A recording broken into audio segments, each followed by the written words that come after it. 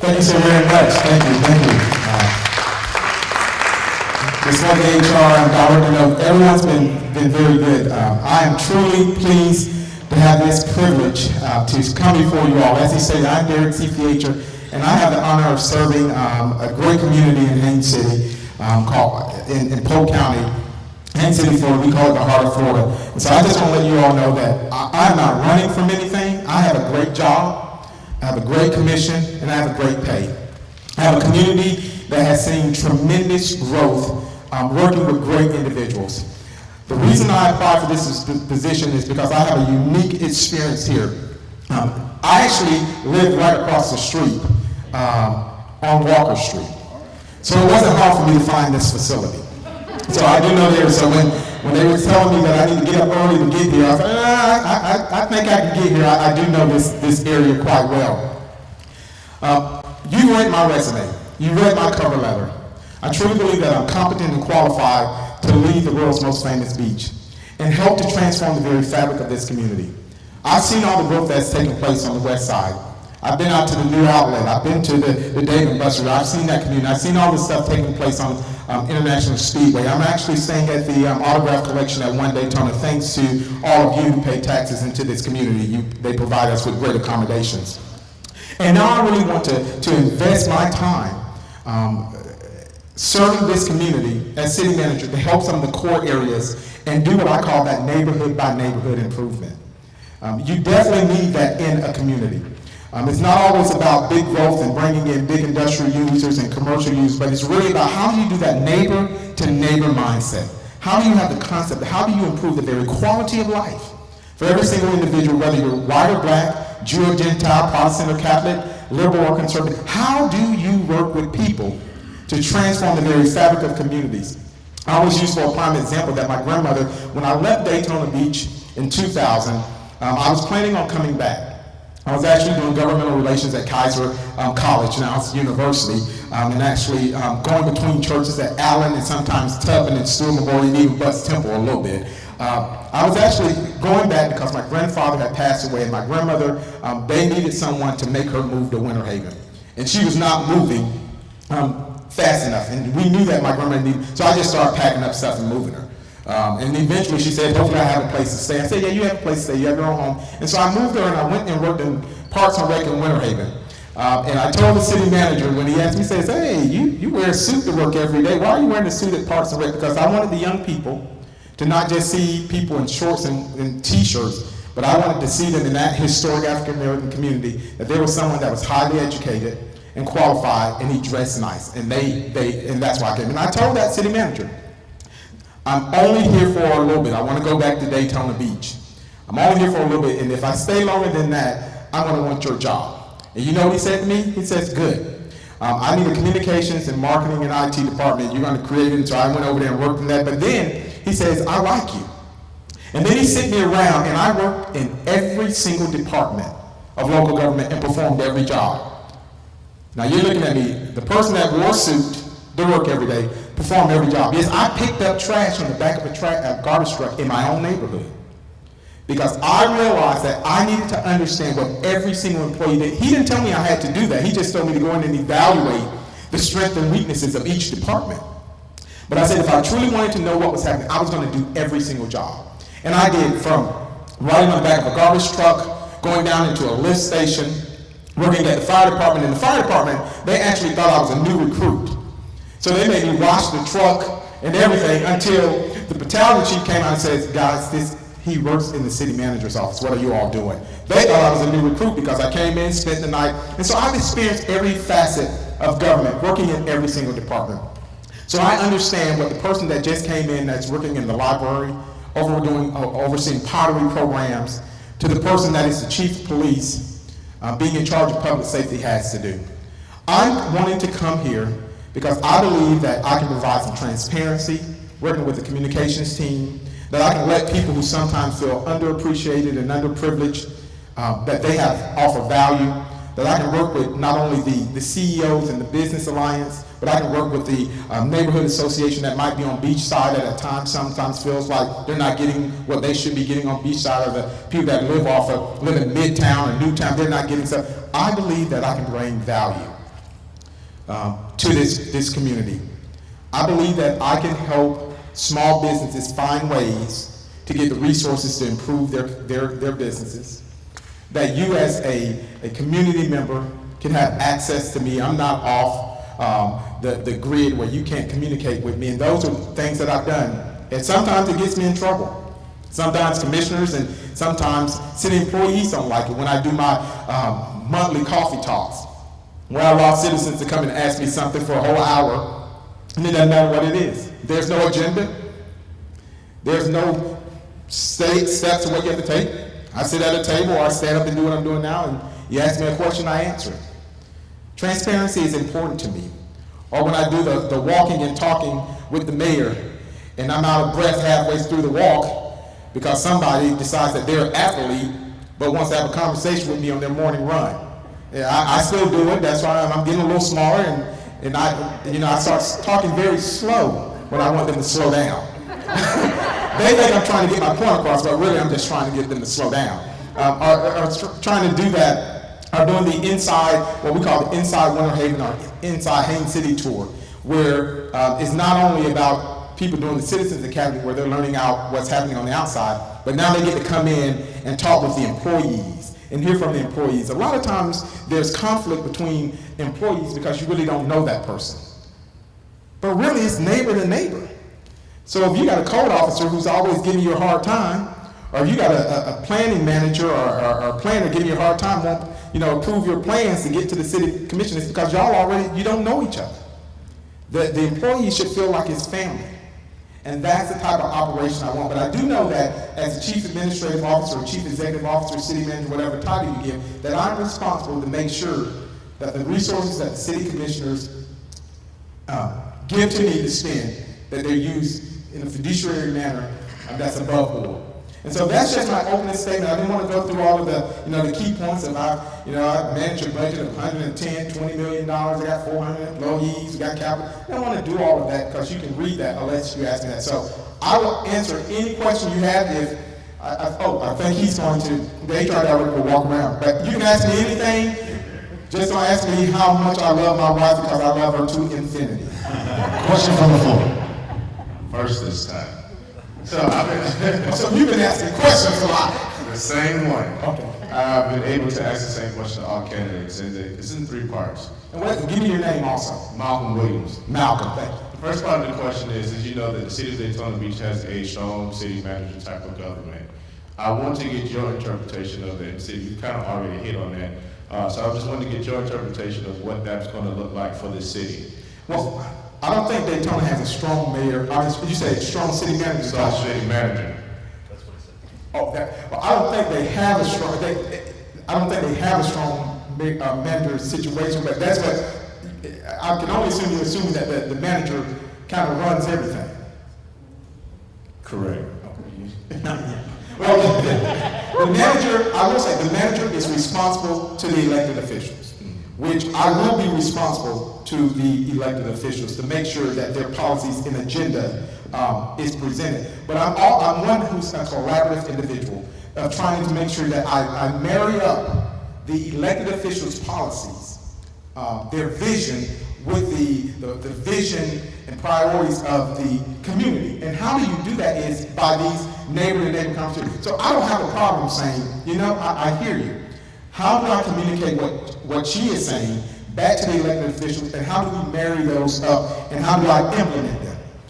And so that's my goal, is to try to make sure that we can marry up the different vision and goals and objectives, because I'm just the captain of the team right now. And that's it for me. Tomorrow, the elected officials can select, so I really just try to be in the role of being the captain, but I can tell you that it's really just marrying up the vision. I don't operate in a strong mayoral, type process. That's just not me. Another question. Roll Tide. No. Thank you. I just said that. He had my hand. I'm getting points right now. Just getting points.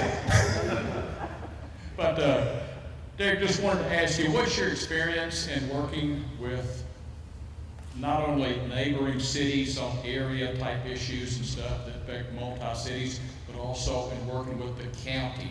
Because we see that as a major, issue and stuff, being like that we need to work with other communities. I can promise you, if you were to call, and I don't mind you, if you were to call Bill Beasley, who's the county manager, or you call the county commissioners or the chair, they will tell you that I have probably one of the best working relationships with them. But not only the county, but the school board. I've served on 2 boards of the school board, appointed by the chair of the school board, and I just was part of the selection committee for the new superintendent in Polk County schools. The relationships between the county and your neighboring cities is important. I used to tell the people in Winter Haven, and I tell the people in Haines City also, we are the center. We're called the heart of Florida community for a reason.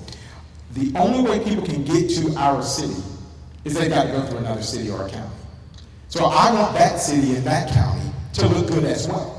I want the partnership and the relationships to be there as well, because when there's a new developer coming in or a new citizen, I want them to be talking about Haines City. And when I get here, they're going to be talking about Daytona Beach and how do we build relationships. And I don't just have relationships with people in the county, but I have relationships with people in the state. I talk and communicate. The appropriations chair for the state of Florida right now is a Republican, Kelly Starger. I have a conversation with her all the time. Sam Killebrew, Colleen Burton, meeting with them, Congressman Webster, these are people that I'm not just saying that I know them, I have conversations with them, because I'm trying to fight to get all that I can for the residents I serve. I want to make sure that tax burden is not on them, but on others coming in. But that is extremely important. If you don't have a relationship with your county, and not only the county, but other cities. In Polk County, we have what we call the County City Managers group. We meet once a month for lunch. All the city managers and the county manager. And we have lunch where we talk about problems and issues. We have no cameras. We don't have to worry about that. And so we have that often. And then on the ridge, which is a certain group of areas, the mayor and the city manager, we meet together with the cities that are right surrounding us once a month. We've been doing Zoom just to talk about how can we improve our, because if something comes to our community, it may affect your community, like Carvana, which is the online distribution company that just built that distribution center. Everyone is so mad in Polk County, and I'm doing cartwheels because they're in my city, and I had a meeting with them and talk with them, encourage them not to choose to Jacksonville, not to choose to Lakeland, not to choose to Tampa, not to choose to Orlando, but to build that $30 to $60 million distribution center, 400 employees, making $45,000 plus in our community. And guess what? A large portion of the citizens in our community that have no college education, no credentials, no certification, are getting those jobs and are being trained by Carvana. Because I say that we want to make sure that people that live in our community can have access. And then what I did is I called the Polk County Transportation. I said, we need a bus stop, because many of these people are not driving. So the city has invested, put the money up to get the additional route, to make sure that the residents that are living in communities that are underserved right now can get to a place. So they're going to get that $40,000 to $50,000 job, get trained, get certified, and guess what's going to happen? They're going to get a new car, they're going to get a house, and they're going to go to your restaurant, and then we're going to see that money just keep returning, and then we start investing back into those. So relationships are key. Another question? Good morning. Good morning. I'm Hortense Dieter, and I'm here to represent the seniors in Midtown. Okay. Actually, Daytona Beach. If you live over Walker, you know this is one of the main programs here. We have 82 seniors here in Midtown, and we have 100 plus across town, and we have 2 other centers. We need a senior center in Daytona Beach. The seniors can come to every day. We're the only city between Palm Coast and New Smyrna that does not have a senior center right here. So I'm proposing that the city does have some empty buildings, some underserved buildings, but we would like a place, because we meet on Tuesday. But if we have a place, the seniors can come every day, that'll be a plus for them. And we would also like a bus for transportation because we go on a lot of trips. So this is what we're going to be concerned about. Good thing. I have, matter of fact, I see my fraternity brother, Kelvin Mainland, that there's a senior center in Florenceville and my name is on the front of it. So I like seniors. They got I got a sign. The sign is dirty. I need them to clean the sign. I wrote about it the other day. They might be telling me something. But we have two senior, three that I know of, and it's funny. So I do understand. I've been working in my mind and thinking for Haines City about what I call a multi-generational facility that has the Head Start program on one end, and you keep moving, have a building here, and the ends of the final building is a senior complex, senior building facility. It's unique in Haines City. We have a senior building, but the men only go there. And the ladies go in the young people's area. I don't know why that happens, but the men play checkers and pool and talk noise, and the women, they watch TV and do visioning sessions. I wish they would take some of those visioning sessions down on the other end and help some of those guys. But I do understand that, and that would be something where we work with the Parks and Rec Department to determine how do we create the environments that the multi-generational components of Parks and Rec and life happens. And so I do agree with you on the concept of having some senior component. And if I have the privilege of serving here, that would be something that I'll talk with the elected officials, that it becomes part of our vision to make sure that, like I said, that multi-generational concept happens from pre-K on up to those individuals who want to still come to a facility and have transportation and not just be in a nursing home or be in their own homes. Deric, first off, thanks for being here. It's great energy, and it's fantastic to see someone from that great organization and BCU back here in front of us. So thank you for being here. One of the blessings we have over the last couple of years is I would call it a very professional city commission and professional city when it comes to people trying to invest in our community. One, how do you see that continuing under your leadership? I love your captaincy type of example and how you lead. But then two, also the next step, part of that, how we address what I see some of the concerns across the whole city is how do we get code enforcement done correctly so that we elevate this community that you know so well. Definitely. What was your name? Chris Fuller. Chris. Okay, thank you. Very, very good question. And thank you for your comments. I truly hope that you'll send an email next week to all the commissioners saying you like me and you want me to be the next city manager. I would really like a closer. I think you see my switch to a politician in the salesman all in about 30 seconds. But yeah. Code enforcement, and so you call it, every place I go, I change it from code enforcement to code compliance. I don't want to enforce codes, I want you to comply with something that's going to elevate our entire community. So we've changed with that in my mindset, and that kind of changes the connotation much. We've also did the process of helping people for us to waive all of the charges and fees if you come into compliance through an amnesty program. That is some of the things that we've been doing. And investing back in businesses. We have the rent assistance programs for businesses that are dilapidated, where we're putting money back in to help people where if a person goes in, instead of them having to pay rent, they're able to fix up the properties. We're doing the facade grants. But we've got to invest in code compliance and code enforcement in such a way that the neighbors are also involved, and we've got to put teeth in it. And sometimes it's hard to put teeth in certain code enforcement because of, from the state legislature on down to our own policies and procedures. But it's really about changing how people see their communities and making sure that we go what I call the block by block process.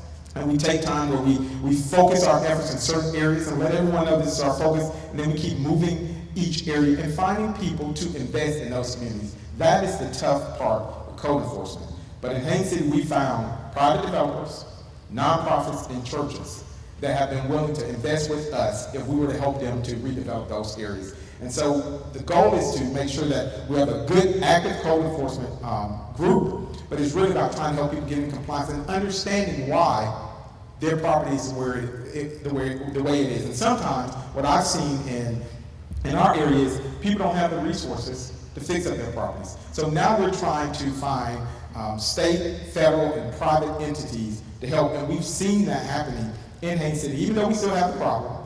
And we have, I just can't understand. We have problems right near some of our city hall, but we keep working on it, and we've seen a total change with offering resources, not only city resources, but resources from the state and the county to help people improve. And many of the vacant, and I'm just talking about downtown right now, many of the vacant lots have places in them. Homes with our rehab and roofing programs has helped a lot of seniors that did not have the resources, and some of those homes and communities and neighborhoods are building up, and it's just a matter of us working on it. But it's a tough situation, but I can tell you that it will be a laser focus when we get together as a strategic planning session with the staff that works directly with the city manager's office and say, these are priorities that I have for the organization, that I'm trying to merge what the priorities from the commissioners are, and how do we move them forward. But then presenting that back, that's where problems happen in government. We hear all the information, but we never present it back. Well, I have what I call a tracking system that provides updates, not only to the elected officials, but to the communities. And the amount of communications and marketing staff we have here in Daytona, I think we'll be able to put a tracking system that you won't have to call me and say, well, where are we on something, because you'll be able to look at it for yourself online or in one of our locations at a community center where you can pull up a sheet of paper. Great. We have about 5 minutes left, and I'd like to get to 2 more questions. Okay. Hi, nice to meet you, sir. I'm also a native of Daytona Beach and a multi-generation native Floridian, so my main focus is permanent residents and the midtown neighborhoods, uptown neighborhoods, beachside neighborhoods that are so dilapidated. The CRAs just don't seem to be working. I think you answered a lot of my question with the previous answer you gave, but I'm concerned about how do we better address those permanent resident neighborhoods, because the CRAs just don't seem to be working. And the second part of my question is, would you be willing to attend every neighborhood community group, because every neighborhood in Daytona has their own little community group meeting monthly. Once the COVID restrictions are lifted, would you be willing to attend every neighborhood community group to hear directly from the citizens? Yes, and what is your name? Debbie Jardigan. Okay, thank you, Debbie. Debbie, that gets me in trouble, but I do it. The mayor on one of my evaluations, he says, you got to stop going to everything. But I have what I call the neighborhood summit, where we did that once a year, where it would be in a facility like this where every single department was in attendance, and we talked with neighborhoods and groups, and I had the monthly coffee with the mayor, and I also had the HOA roundtable discussion. So I would allow for the HOA president and a guest from that neighborhood to come to me for a luncheon. We had that bi-monthly in some areas, sometimes it was quarterly depending on it, and we would just talk. No agenda, no concern. You bring your concerns, and sometimes if I knew that it was going to be a big issue, like you say, and it may be on Beachside, they're concerned about the CRA is not spending enough money, or how does that work? That is when I bring the CRA staff there, the chief financial officers have to say how we can spend money and why hasn't it been spent, but also how do we work with our general fund to supplement some of the CRA money, because some of the communities CRA don't bring in enough money to do a lot of stuff, but then how do we get people to invest? But definitely, I can promise you, I do not have, that is my greatest strength. I do not have a problem having a conversation with people. Whether I know you or not, whether you like me or not, we can disagree, but I can promise you we will never become disagreeable in no form or fashion. You're never going to see me get upset, lose my cool character. That's just not me. I am here to serve. And if people make a decision, if the elected officials make a decision that my service is no longer needed in Daytona Beach, I'm not going to get mad, I'm not going to fuss, I'm not going to write an editorial. I'll go on to the next, because when one door closes, I truly believe another will open. And I allow for the community, if they think that I am doing a good job, to communicate to the elected officials and say, I think you need to give them a chance and y'all work through. But I can make that promise. You will probably say, do you live by me? Because you'll see me that much. All right, thank you. Mr. Feacher, welcome back to Daytona Beach. Thank you, sir. My name is Percy Williamson. I'm the chairman of the Midtown Community Development Corporation, a 501c3 nonprofit grassroots organization. And I was going to talk about Midtown, But since you lived in Midtown, I'm going to change the question. And you actually did a nice video on PBS that I got the view about Midtown, so I know that name very well. Well, And you work for the city, because you was actually on a picture in the newspaper, standing in front of this building. I've done my research. okay, excellent. I appreciate that. Hale Robbins. The question I want to ask is that's sort of a little bit offbeat, but I think it's very important. Daytona Beach has probably one of the biggest concentration of higher educational institutions in the state. Daytona, Bethune-Cookman University, Embry-Riddle, Daytona State, Kaiser, Palmer Chiropractic Clinic, steps right down. UCF has a campus here as well. So my question to you is, how do you think that you could marshal this wonderful group of higher ed organizations to help the city of Daytona Beach and help our city pretty much be what I know it can be? As an avid supporter of Bethune-Cookman, I send a lot of my money, believe me, that's my wife. I send a lot of my money. And sometimes I get mad when it's not dealt with right with my money, but I send money still. I send a lot of it. And also I contribute a lot to Polk State College in Polk County. I serve on some boards at Polk State College. I'm on the foundation board raising money.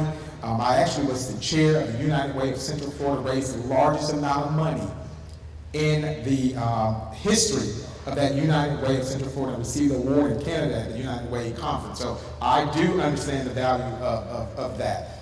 I have great friends and I have a great mindset. I actually have a vision to work in concert with Kaiser University, Embry-Riddle, Bethune-Cookman, Daytona State, and UCF.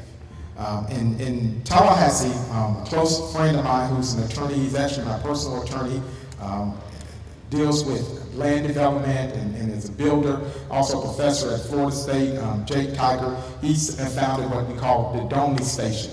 It is an innovation lab, co-working space group that is a partnership between Tallahassee Community College, FAMU, and Florida State. It is the greatest thing that you can create for students. And I want to bring that same mindset with an innovative lab here to Daytona Beach, working with all of those colleges and universities to make sure that the students that are there get the opportunity to have hand-on experiences working with different entities in Daytona, working with the city, that they want to stay here after they graduate.